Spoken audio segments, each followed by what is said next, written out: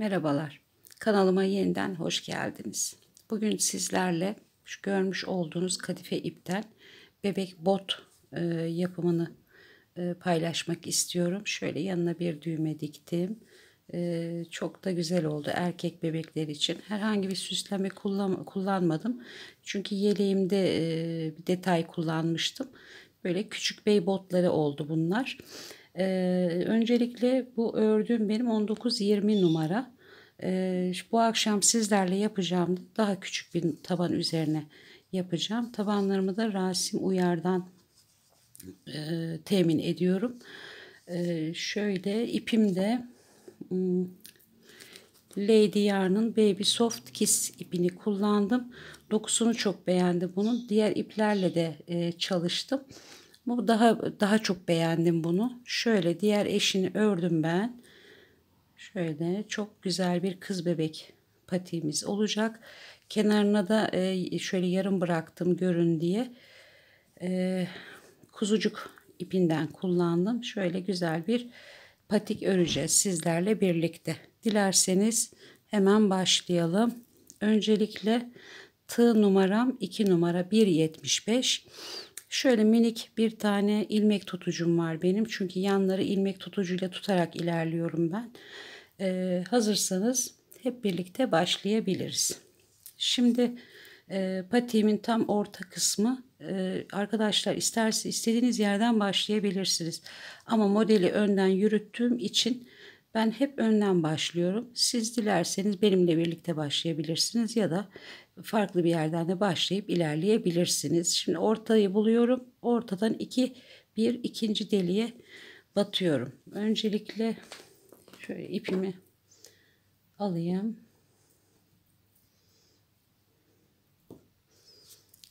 Evet. Şimdi bir düğüm atıyorum. İpimi de biraz uzunca bıraktım ki alttan yürüteceğim onu. Şöyle bir zincir attım ve hemen çekiyorum ipimi. Şöyle sık iğneler öreceğiz. İlk başlangıç yerim burası. Buraya şöyle 2 tane batıyorum. Hemen yanına geliyorum. Yine 2 tane batıyorum.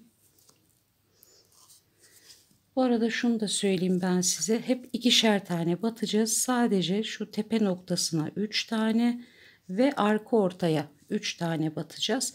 Diğer kalan yerlerimiz 2 olacak. Tam şu hizada geldiğimiz deliklere de birer tane batacağız ki şuradaki potluğu ortadan kaldıralım diye. Bunun da bilgisini vermiş olayım. Şimdi devam ediyorum. Üstünü almayacaktım, pardon. Şimdi buraya tam tepe noktasındayım. 3 tane batıyorum. 2 ve 3. Hemen yanına geçiyorum. 2 tane aynı deliğe 2 tane batıyorum. Bu şekilde yine yanındakine de 2, ta ki şu orta noktaya kadar olan bölüme ikişer tane batacağız. Buraya bir tane batacağız.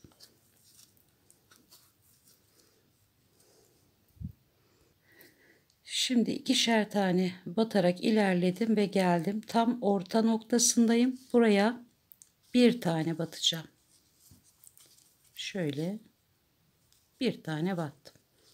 Yine yanındakine 2 tane batıyorum. 2 tane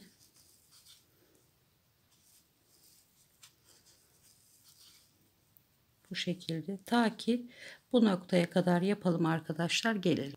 Evet, şimdi yine tepe noktasındayım. 2 tane battım.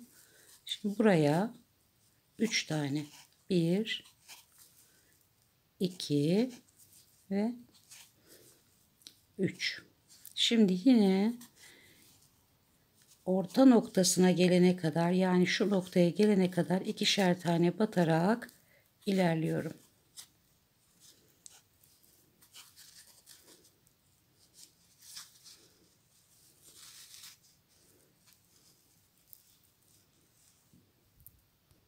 Evet, şimdi tek yapacağım. Orta noktaya geldim.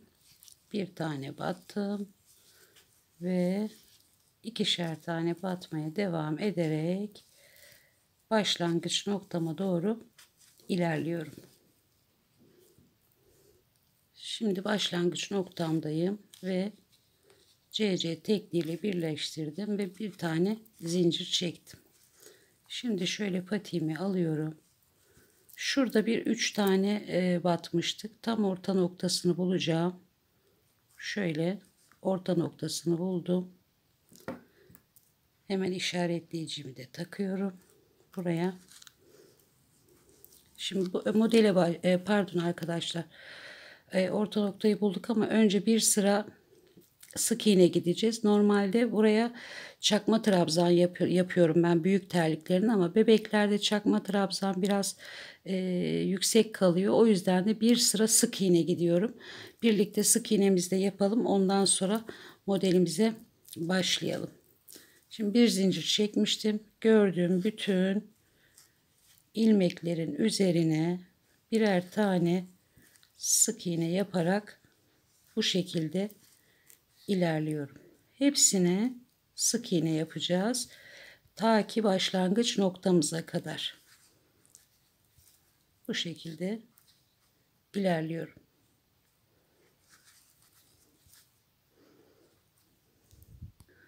Evet, sık iğnemi yaptım, geldim ve CC tekniğiyle birleştirdim. Bir zincirimi çektim. Evet arkadaşlar. Şimdi patiğimize başlarken şurada 3 tane batmıştık. Onun tam orta noktasını buldum ve işaretleyicimi koydum. Modele başlayacağız. Modelimizi 4 model üzerine kuracağız. Şimdi şu bizim 3. modelimiz olacak. Şimdi 2 ve 1'i yapacağız. Ben tam başlangıç yerinden başladığım için ilmeğimi ileri ya da geri yapmayacağım arkadaşlar. Direkt modele geçeceğim. Öncelikle ipimizi bu şekilde değil, şu şekilde alacağız. Yani tığımız arkada kalıp ipimiz önde kalacak. Şuradaki bir taneyi atlıyorum ve yanındaki boşluğun içine batarak hepsini birlikte alıyorum. Bir boşluk bıraktım. Başlangıç noktamdan sonra bir boşluk bıraktım. Hemen yanındakine bu şekilde aldım ipimi ve battım. Hepsini birlikte çekiyorum. Tekrar ipimi doladım. Yine bir boşluk bıraktım. Hemen yanındakine batıyorum ve hepsini birlikte alıyorum. Bir modelimizi yaptık. Bu ikinci modelimiz oluyor. Yine aldım ve aynı noktaya batarak tekrar hepsini birlikte çektim. Şimdi orta noktamızdayız. Üçüncü modelimizi yapıyoruz. Doladım. Bir tane boşluk bıraktım arada ve hepsini birlikte aldım. Tekrar doladım. Aynı noktaya battım ve hepsini birlikte çektim. Doladım. Bir tane boşluk bıraktım. Hemen yanındakine battım ve dördüncü olarak son modelimi yapıyorum. İpim yine önde, tığım arkada batıyorum. Bu şekilde hepsini birlikte çekiyorum. Şimdi bir tane hemen yanındakine batıyorum ve sık iğne yapıyorum. Onun yanındakine batarak kaydırma yapıyorum. Bu şekilde kaydırdım. Dilerseniz ipinizi uzatarak patiği de içinden geçirerek kilitleyebilirsiniz. Ben onu çok tercih etmiyorum. Çünkü kadife ip olduğu için bazen ayrılabiliyor ip. O riski de almak istemiyorum. Şimdi bu şekilde başladık. Hemen ipimi alıyorum. Çok sıkmıyorum. Çok da gevşek bırakmıyorum. Geriye dönüyorum. Şurası benim başlangıç noktam. Bir boşluğum var. Hemen yanındakine tığımı batırıyorum ve ipimi şu şekilde alıyorum. Arkadaşlar çok gevşek değil. Ben parmağımı mesafe koyuyorum. Dilerseniz siz de o şekilde yapabilirsiniz. Ve çekiyorum. Bir tane zincir çektim. Doladım ipimi Şurada benim başlangıçta çekmiş olduğum bir zincirim vardı. Hemen onun içine batıyorum. Alttaki ipim de arada, onu da sıkıştırıyorum. Ve bu şekilde hepsini birlikte çektim. Doladım. Aynı noktaya bir kez daha battım.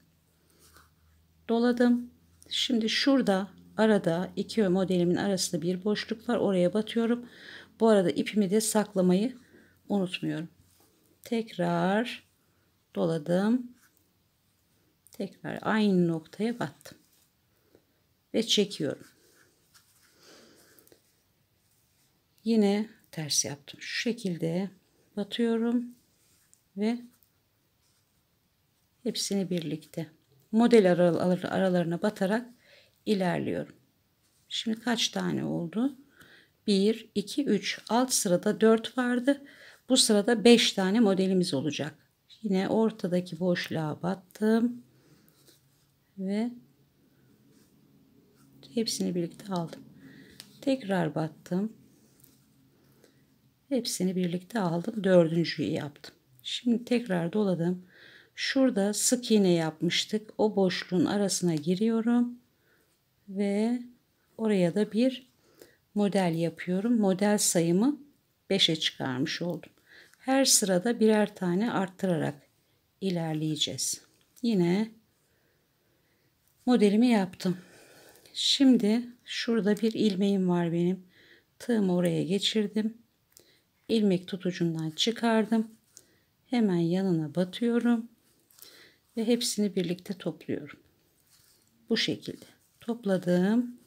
Hemen yandakine batıyorum ve bir kaydırma yapıyorum. Evet. Şimdi yine ilmek tutucumu takacağım. İlmeğimin kaçmasını istemiyorum. Bu şekilde ve ikinci sıramızı tamamlamış olduk. Modelimiz de bu şekilde ilerliyor. Yine ipimi aldım. Geldim. Son battığım nokta burası. Bir boşluk bırakıyorum.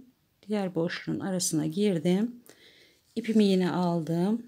Dediğim gibi şu şekilde ben elimle ayarlıyorum. Ne çok gevşek olacak ne çok sıkı olacak. Bu şekilde bir zincir çektim. Doladım. Şurada benim yine bir önceki sırada yapmış olduğum boşluğum vardı. Oraya battım ve hepsini birlikte aldım. Doladım. Tekrar birlikte aldım. Modelimiz bu arkadaşlar. Bu şekilde tekrar model arasına batıyorum. Şurada boşlukları zaten göreceksiniz örerken. İlk gördüğümde ben de çok zorlandım. Ama daha sonra eliniz alışıyor ördükçe ve çok da kolay. Bu şekilde boşlukları batarak ilerliyorum. Modellerden birer tane arttırarak ilerleyeceğiz. Toplamda şöyle bakayım. 1, 2, 3, 4, 5, 6, 7 sıra öreceğiz arkadaşlar bu şekilde. Hiçbir değişiklik yok. Aynen devam edeceğiz. Geldik. Yine aynı boşluğun içine girdim. Hepsini birden aldım. Sadece ipi bu şekilde almayı unutmayalım. Onu da hatırlatmak istedim size. Bu şekilde.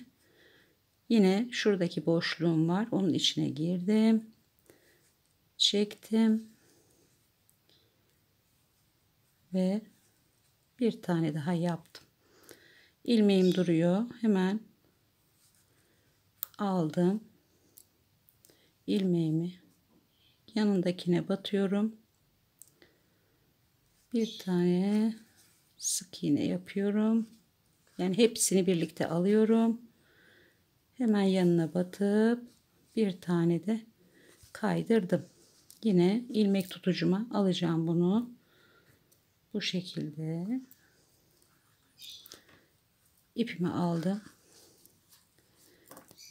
Bir tane atlıyorum ve hemen yanındaki boşluğa giriyorum. Şöyle bu şekilde ipimi de ayarladım ve hemen bir zincir çekiyorum. Doluyorum. Buradaki boşluğa batıyorum. Tüm işlemimiz bu arkadaşlar. Bu şekilde 7 sıra öreceğiz. Dediğim gibi şu alttaki ipimizde yürütmeyi unutmayalım. Çünkü onu içeriye saklıyoruz. Tekrar yani 4, 5, 6, 7 tane model yapacağız bu sırada.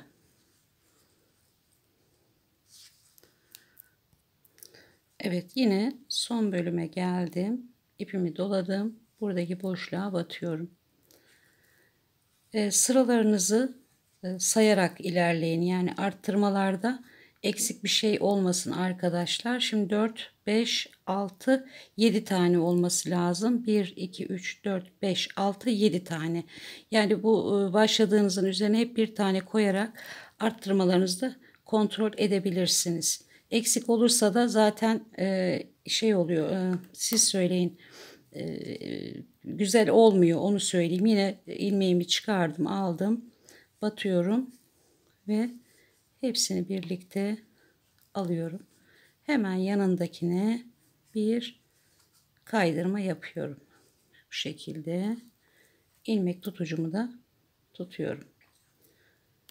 Şimdi 1, 2, 3, 4 sıra örmüşüm ben. Yine ipimi alacağım. Bir tane boşluk bırakıp ikinciye batacağım. Bu şekilde 7 sıra öreceğiz arkadaşlar. Ben öreyim geleyim, ondan sonra arka kısmına başlayacağız. Evet, son ve 7. sırayı yapıyorum arkadaşlar. Yine ipimi gerdirdim. Bir atladım. Bir sonrakine batıp zincirimi çektim. Artık bu bizim modelimizin yani ön kısmımızın son sırası. Bebekler için bu yeterli oluyor. Yani 19-20 numaraya kadar bu yeterli. Numara büyüdükçe ön kısmını biraz daha uzatmamız gerekiyor. Bu şekilde ilerliyorum.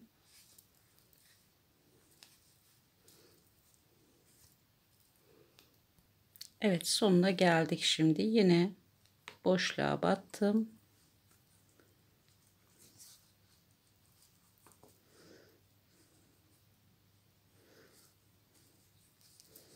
Ve çekiyorum. Aynı yere bir kez daha batıyorum ve çekiyorum. Şimdi ilmeğimi alacağım. Yanındaki boşluğa batıyorum. Hepsini birlikte topluyorum. Bir tane de kaydırma yaptım. Evet. Şimdi sayalım bakalım. 1, 2, 3, 4, 5, 6, 7. 7 sıra yaptık. 1, 2, 3, 4, 5, 6, 7, 8, 9, 10 tane de modelimiz var. Şimdi artık şu arka kısmımızı örmeye başlayacağız. İlmeğimi taktım. Şu şekilde şurada bir ve ikinci boşluğum var. Şu boşluğun içine giriyorum. İlmeğimi oradan alıyorum şimdi. Aldım. Şöyle bir zincir çektim ve şuradaki boşluğun içine giriyorum. İlmeğimi çekiyorum. Yine üstüne doladım. Bir boşluk bıraktım. İkinci boşluğun içine batıyorum ve modelimi yapıyorum. Tekrar yine modelimi yaptım. Doladım. Bir boşluk bıraktım. İkinci boşluğun içine battım ve modelimi yapıyorum. Doladım. Aynı boşluğa batıyorum ve modelimi yapıyorum. Yine doladım. Bir tane atladım. İkinciye battım. Doladım. Aynı noktaya battım. Bu şekilde şu başa kadar gelelim arkadaşlar. Evet arkadaşlar, ben şöyle bir şuradan başladım, dolandım, geldim. 1 2 3 4 5 arkadaşlar. Evet arkadaşlar, ben sıranın sonuna geldim. Hemen şöyle bir sık iğne ile birleştirdim. Şuradaki boşluğuma battım arkadaşlar. Bir zincir çektim. Hemen yanındakine geldim. Bir sık iğne yaptım ve dönüyorum. İpime doladım. Şurada bir boşluğumuz var. Şöyle göstereyim. Bir önceki modelimizin boşluğu. Oraya batıyorum. Aldım ipimi. Bu arada hem botumuzun bilek kısmını yapıyoruz. Hem de bu şekilde şuradaki boşluklara batarak arttırma yapıyoruz arkadaşlar. Böyle yapıyorum. Hep boşlukların içine ipimizi önden alarak batıyoruz. Ta ki şu kısma kadar ilerleyeceğiz arkadaşlar. Oraya kadar geleyim. Devam edeceğiz. Evet, şimdi geldik. İlk başlangıçta şurada bir zincir çekerek başlangıcımızı yapmıştık. Yine ipimi doladım. O boşluğun içine batıyorum ve çekiyorum. Tekrar batıyorum ve çekiyorum. Hemen şimdi şuraya batmışız. Şuradaki kısma batacağız arkadaşlar. Şuraya batıyorum ve bir sık iğne yapıyorum. Bir zincir çekiyorum. Şöyle dönüyorum. Hemen yanındaki boşluğun içine giriyorum ve ipimi çekiyorum. Doladım. Hemen önümde bir boşluk var. Şurada arkadaşlar. Oraya bir batıyorum ve modelime başlıyorum. Devam ediyorum.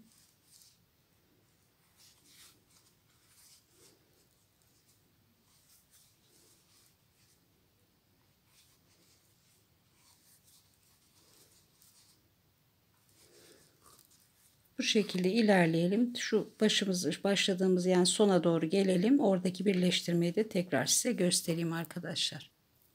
Evet, sıra sonuna geldim. Şimdi şuradaki boşluğun içine girdim ve çektim. Tekrar battım. Bir zincir çektim.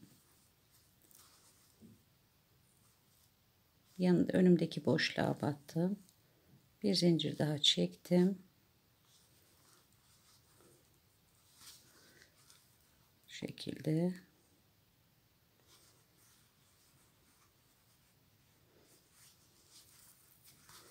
doladım. Şurada bir boşluğum var. Şöyle göstereyim. Bunun içine batıyorum. Ve model yapmaya devam ediyorum. Doladım. Bu şekilde.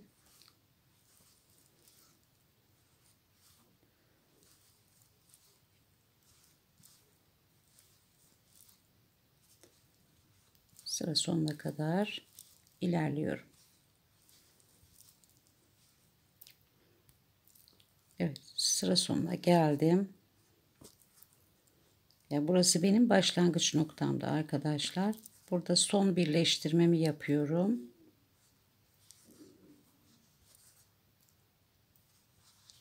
Yaptım. Şurada önümdeki boşluğun içine girdim ve kapattım. Bir zincir çektim.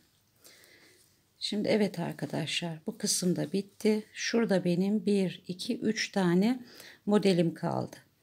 Şimdi boğaz kısmını yapacağız ve şunu göstereyim ben size. Şu kısmı yapacağız. Ben burayı dediğim gibi kuzucuk ipiyle yaptım. Siz dilerseniz aynı iple devam edebilirsiniz. Şimdi şöyle ipimi biraz esnetiyorum ve patiğimi içinden geçiriyorum. Kesmeyi çok uygun bulmuyorum arkadaşlar. Kadife ip olduğu için biraz fazlaca dağılıyor. Şöyle sıkıştırdım bunu. Bunu arada yürüteceğim ben şimdi. Ve bu sağ ayak olduğu için sağ tarafı yapacağız. Diğer patiğimiz de sol ayak. Sol ayağı da bu patiği tamamen bitirdikten sonra sol ayağın üst kısmını nasıl yaptığımı da sizlere göstereceğim. Şimdi ipimizi sıkıştırdık. Şurada bir iki tane şey var, modelimiz var. Şu 2 ile 3'ün arasına gireceğim ve ipimi çok sıkmadan bu şekilde çekeceğim. Bir iki zincir çektim. Doladım. Aynı noktaya batıyorum. Tekrar aynı noktaya bir tane daha yapacağım arkadaşlar. Şu şekilde devam edeceğim. Ta ki şuraya gelene kadar şuradaki bir tane boşluğum kalacak. Şöyle geleceğim. Şurada bitirip tekrar geri döneceğim. Bu şekilde ilerleyeceğiz.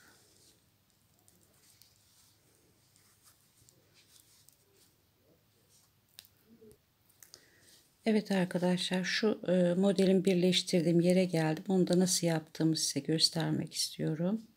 Şimdi şuraya batıyorum ve çekiyorum. Tekrar batıyorum. Tekrar çekiyorum. Hemen önümdeki boşluğa batıyorum ve çekiyorum.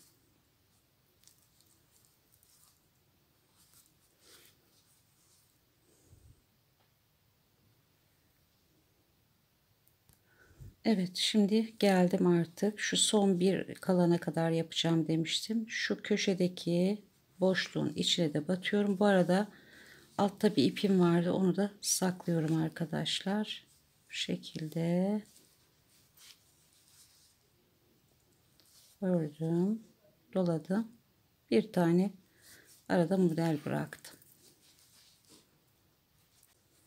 Şöyle yaptım. Bunu çekmeden önce kuzucuk ipimle yapacağım demiştim sizlere.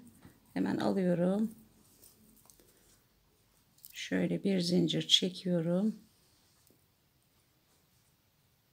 Ve ipimin içinden çekiyorum. Bir, iki zincir çektim. İpimi şurada bıraktım. Hatta keseyim onu. Şöyle. Bir sıkıştıralım onu da, şöyle alıyorum. Şuradan. Açılmasın diye şu şekilde çekiyorum. Bir tane daha saklayalım.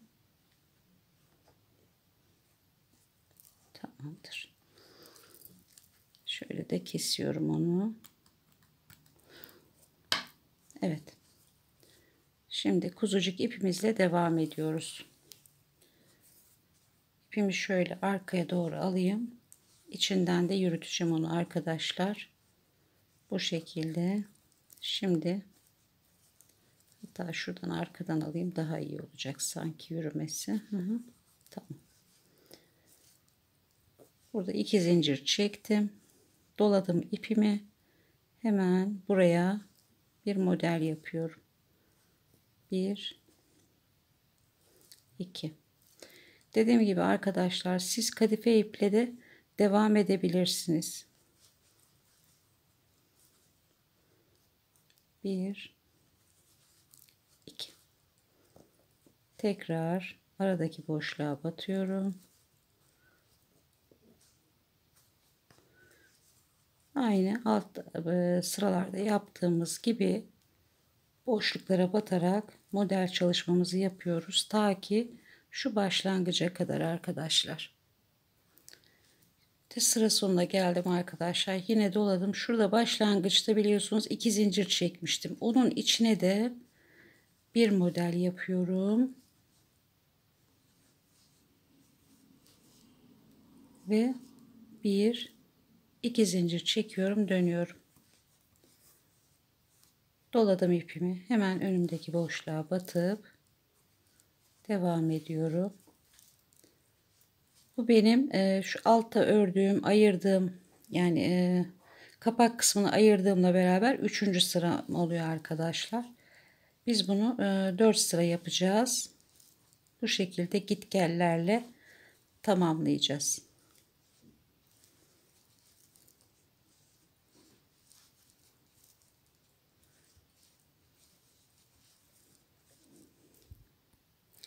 Evet arkadaşlar, ben pembe ile başladım. Üzerine 4 sıra daha ördüm ve son sıramdayım artık, 5. sıra. Şimdi sonuna kadar geldim. Şurada çektiğim iki zincirin içine de bir model yapıyorum. ve bir zincir çekiyorum. Şimdi artık şuraya bir uzatma yapacağız. Bunun içinde yine ipimi doladım. Hemen şurada bir boşluğum var. Onun içine batıyorum. Bir model yapıyorum. Tekrar şuradaki boşluğun içine batıyorum. Buraya da bir model yapıyorum.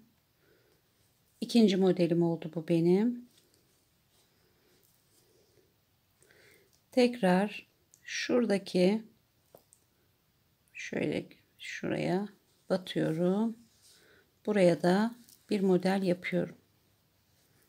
1 ve 2. 1 2 zincir çektim. Bu şekilde şuradaki boşluğun içine batıyorum.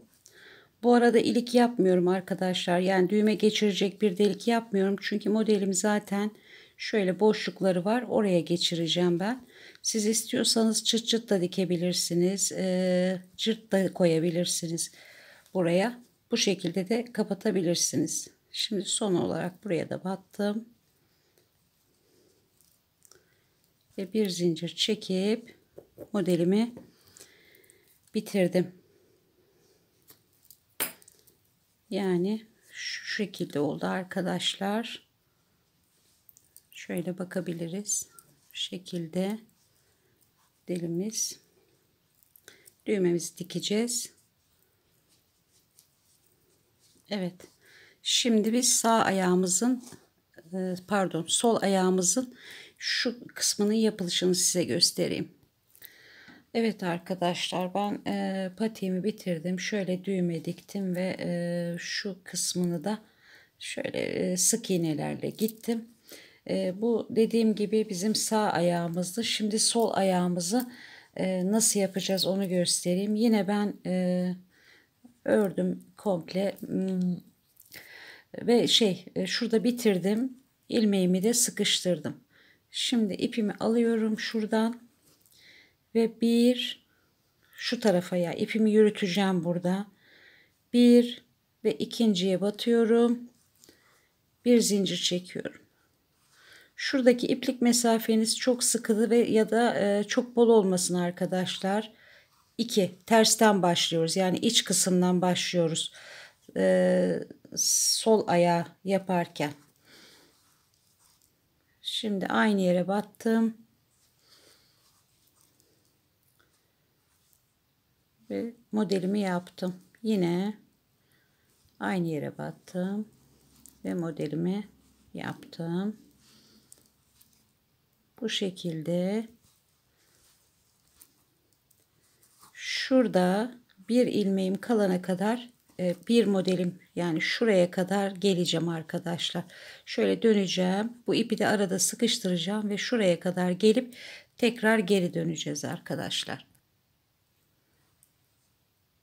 Evet arkadaşlar, ben sıranın sonuna kadar geldim. Şurada bir tane modelimi bıraktım. Şimdi artık diğer ipime geçiyorum. Şöyle bir zincir çekip sıkıştırayım ve şöyle içinden geçiriyorum. 1 2 zincir çektim. Buradan geriye döneceğim. Şu ipimizi de burada arkada sıkıştıracağız arkadaşlar.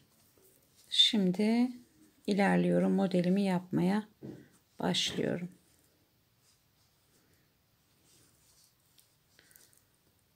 Yine diğer eşinde olduğu gibi bu ipimizle de birkaç sıra yapacağız. Şöyle hiçbir arttırma eksiltmemiz yok.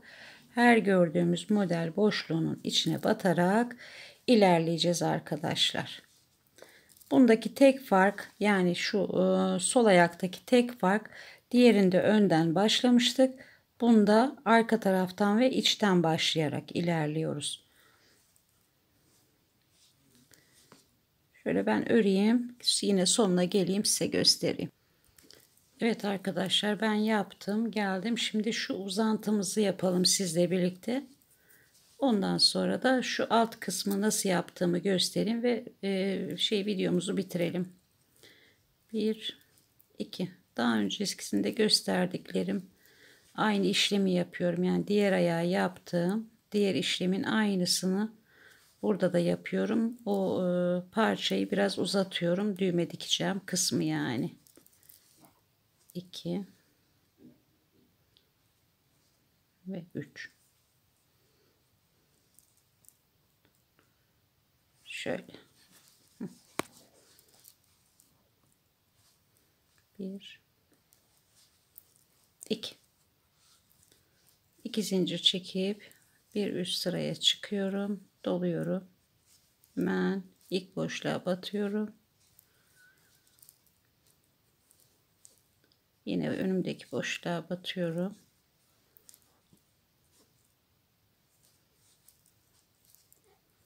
Bir, iki, yine doladım ve son.